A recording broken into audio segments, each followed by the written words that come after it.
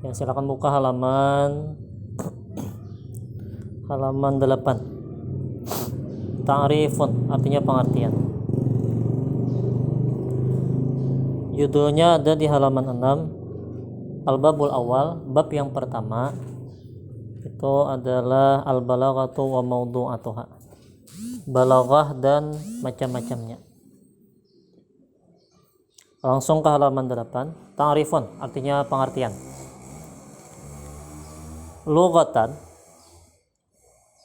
al-balaghah secara bahasa ialah al-wusulu wal intahau ilal ghayati, adalah sampai dan terhenti ilal ghayati, kepada sesuatu yang dituju. Nah, itu secara bahasa. Bahasa itu umum benar. Nah, umum benar sih.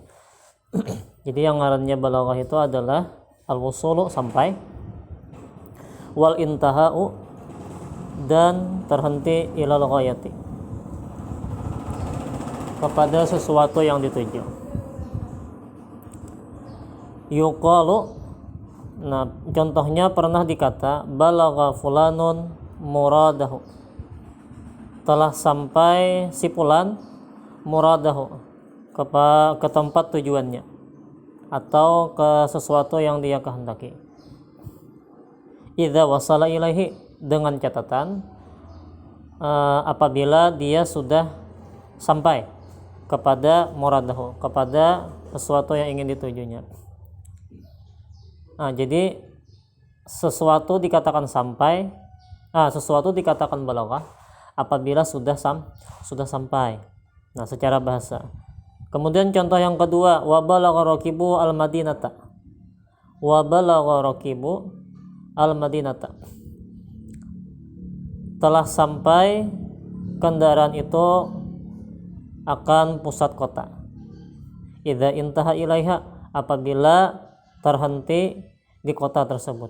Apabila misalnya ada satu kendaraan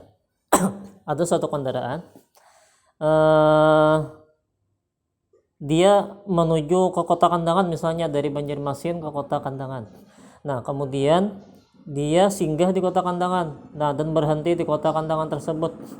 Nah, maka itu dinamakan sebagai al-intahau ilal ghayah, artinya terhenti ke tempat tujuan. Nah, itu mungkin sekilas tentang pengertian balaghah secara bahasa. Wa mablaghu syai'i, dan sampainya sesuatu itu, muntahahu, itu dikisahkan atau dibuktikan dengan bertahannya. Misalnya contoh, ada kendaraan misalnya dari Banjarmasin ke Kandangan. Nah, maka kendaraan itu dikatakan sampai ke Kandangan dengan catatan kendaraan itu terhenti di Kandangan. Nah, itu artinya ada kehendak dari kendaraan itu untuk mendatangi atau untuk bertahan di kota tempat tujuannya. Nah, itu secara bahasa.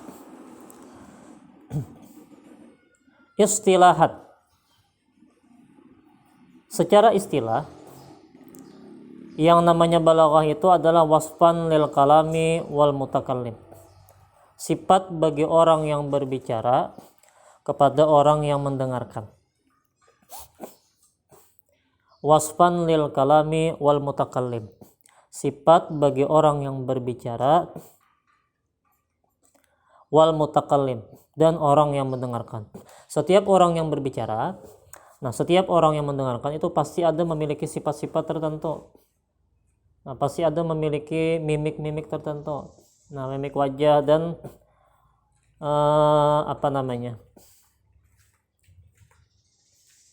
apa bahasa lainnya itu, ada dialek masing-masing. Nah,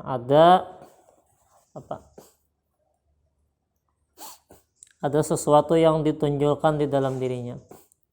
Ayyakunal kalamu mutabiqan li muqtada ahwalil mukhatibina ma'a fasahatihi. Maksudnya sifat daripada orang yang berpandir atau orang yang mendengarkan Itu maksudnya adalah bahwa yang berbicara itu mutabiqan, dapat menyesuaikan, mutabiqan, dapat menyesuaikan limuqtada ahwalil mukhatibina, dengan keadaan si pendengar, ma'a fasahatihi, beserta kefasihannya. Nah, jadi seseorang yang berbicara itu bisa dikatakan sebagai orang yang memiliki sifat, atau misalnya orang yang berbicara itu memiliki nilai sastra yang tinggi dalam berbahasa. Apa syaratnya? Itu seseorang itu harus bisa menyesuaikan keadaan dengan si pendengar, ma'a fasahatihi, bersama kelancaran di dalam melafalkan atau mengucapkan kata-kata tersebut. Nah, itu maksudnya pengertian balaghah. Jadi balaghah itu membahas tentang bagaimana cara orang yang berbicara, kemudian bagaimana cara orang yang mendengar. Nah, itu dengan sifat-sifat tertentu. Nah, itu seseorang mutakalim atau kalam dikatakan sebagai orang yang berbalaghah itu apabila bisa menyesuaikan dengan keadaan tertentu. Misalnya contoh, seorang murid itu berbicara kepada gurunya. Nah, bagaimana cara murid tersebut menyampaikan kata-kata kepada gurunya? Apakah misalnya harus dengan kalimat yang kasar? Nah, apabila bisa menyesuaikan itu, maka orang itu memiliki sifat balaghah di dalam dirinya. Nah, tetapi apabila tidak memiliki sifat tersebut, maka bukan dikatakan sebagai orang yang memiliki sastra yang tinggi atau seseorang yang berbalaghah.